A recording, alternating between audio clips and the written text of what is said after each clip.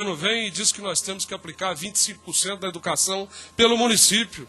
Pois bem, 25% do município, às vezes, é um quarto do 25% do município ao lado, apenas porque ele tem indústria.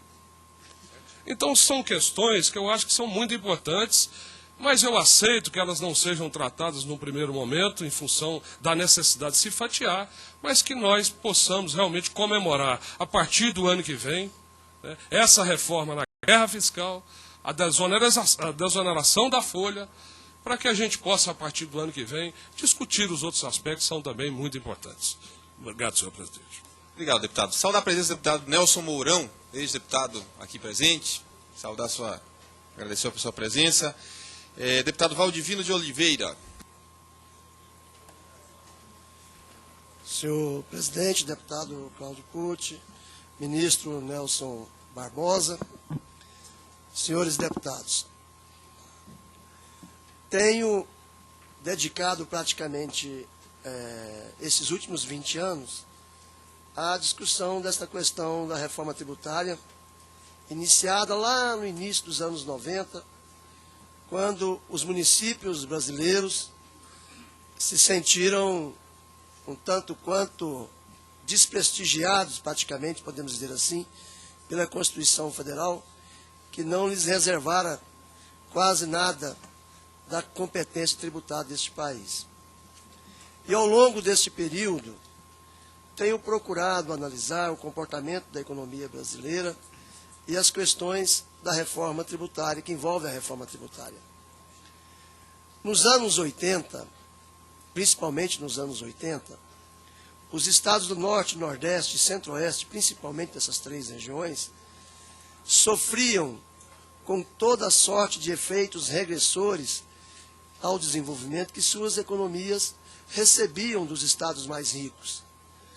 A mão de obra produtiva era encaminhada ao sul do país, a pouca poupança que se formava nesses estados mais pobres também encaminhada ao sul do país, de sorte que, enquanto os estados ricos da federação recebiam toda a influência dos efeitos propulsores do desenvolvimento, os estados mais pobres recebiam os efeitos das variáveis regressoras do desenvolvimento, os efeitos regressores do desenvolvimento.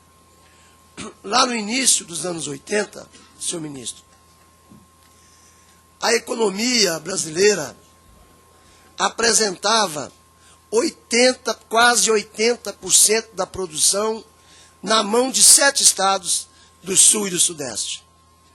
Enquanto isso, os estados pobres pouco passavam dos 20% da produção nacional. A tendência era que esses estados do Norte, Nordeste e Centro-Oeste fossem condenados à pobreza eterna, enquanto os estados do Sul estariam construindo, cada dia que passava, o seu império econômico, né, o domínio sobre a economia brasileira. E é exatamente na década de 80 que alguns governadores, e por que não dizer alguns prefeitos, entenderam que deveriam buscar usar as suas forças econômicas, as suas poucas forças econômicas, inclusive com o ICMS, para buscar um pouco de crescimento, um pouco de desenvolvimento para as suas regiões. E aí surgem os primeiros incentivos fiscais na década de 80. Quando veio a Constituição de 88, e que os estados perceberam que não tinha forma de continuar a financiar o seu crescimento econômico, começaram então a ver no país, em vários setores, em várias regiões deste país, um movimento por uma reforma tributária, mas um movimento de uma reforma tributária que pudesse fazer também a interiorização do crescimento da nossa economia. E isso não veio ocorrendo. Nós tivemos uma proposta de reforma tributária na metade da década de 90, que o ex-deputado Mussa Demis percorreu o país todo aí, e ela não conseguiu ir à frente, porque ela não resolvia o problema da interiorização da economia brasileira, não resolvia o problema do crescimento dos estados mais pobres. Com exceção de Manaus, do nosso ilustre deputado Valderney Avelino, que tinha lá os incentivos fiscais da Zona Franca de Manaus. As outras regiões do Norte, Nordeste e Centro-Oeste não tinham forma de nem sequer de produzir um beneficiamento de um arroz ou de um feijão que eles produziam nas suas economias. Me lembro no início da década de 80, quando o meu estado, o estado de Goiás, tinha apenas uma pequena indústria de fundo de quintal que misturava sal com alho e vendia em potinhos nos pequenos hipermercados, nos pequenos supermercados, aliás. Né? Era só isso que tinha, porque nós não tínhamos acesso ao setor produtivo. Começamos, então, o processo de interiorização do desenvolvimento econômico através dos incentivos fiscais. E o mapa produtivo do Brasil começou a se alterar. Já no meados da década de 90, 96, 98, o produto interno bruto destinado aos estados do Sul já chegava perto dos 74%, 75% do PIB brasileiro, e os nossos estados da Norte, Nordeste e Centro-Oeste já conseguia chegar perto dos 25%. Pouco para 20 estados e muito, 75%, para 7 estados apenas.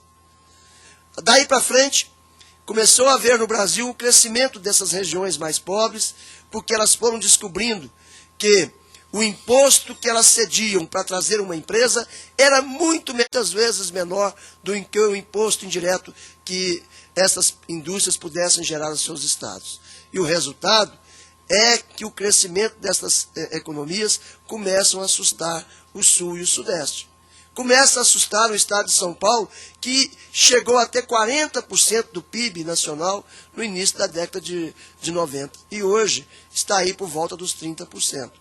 Ora, por que justamente agora, que os estados mais pobres começam a experimentar um ligeiro crescimento das suas economias, surge no Brasil esta movimentação até política de convencer o povo que existe uma guerra fiscal na nossa economia.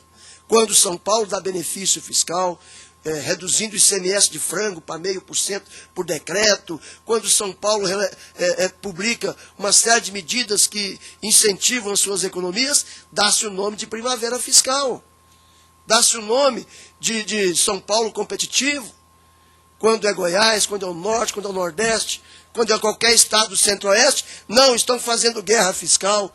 Ora, que discriminação é esta contra os estados pobres? E o que é incentivo fiscal? O que é guerra fiscal? Alguém já definiu isso? Existem incentivos que crescem as suas regiões. E existem incentivos que apenas guerreiam entre os estados. Eu vi aqui agora mesmo, do meu ilustre colega Valderney Avelino, deputado Valderney Avelino do Amazonas, que ele estaria apresentando uma emenda à LDO para proibir os estados de receberem recursos voluntários da União quando não obedecessem às resoluções do CONFAS. Só diz isso que não conhece o CONFAS.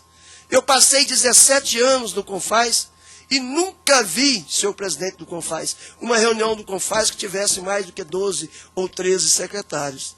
O colegiado de 27 é composto invariavelmente por fiscais, auditores, grande carreira, grandes profissionais, para completar os 27 lá do quórum, mas que só tem uma visão: fiscalizar e arrecadar. Não tem a visão do desenvolvimento.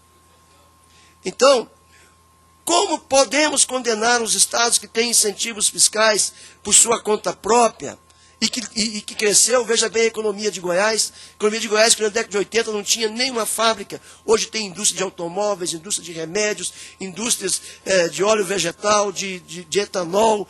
Tem uma série de indústrias que fazem com que a economia de Goiás seja uma nova economia no cenário brasileiro. Agora, condenar essas economias a se regredirem porque elas estão fazendo do benefício fiscal a única arma que possuem para desenvolver as suas economias. O Brasil não tem nenhum programa de desenvolvimento e interiorização da economia brasileira, e nós estamos vendo aí, né, uma guerra no Brasil contra essas economias, chamando os seus incentivos de guerra fiscal.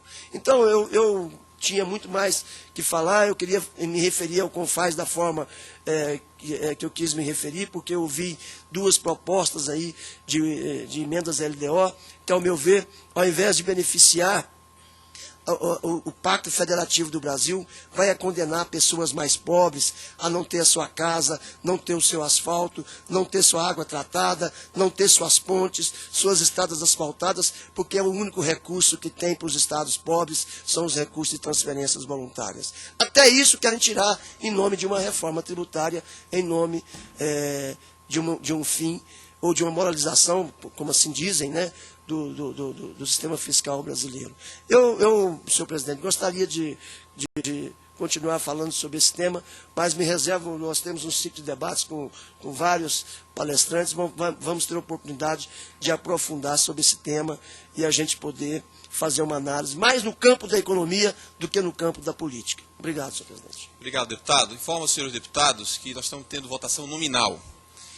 Requerimento de retirada de pauta. Gostaria de sugerir que nós fizéssemos um revezamento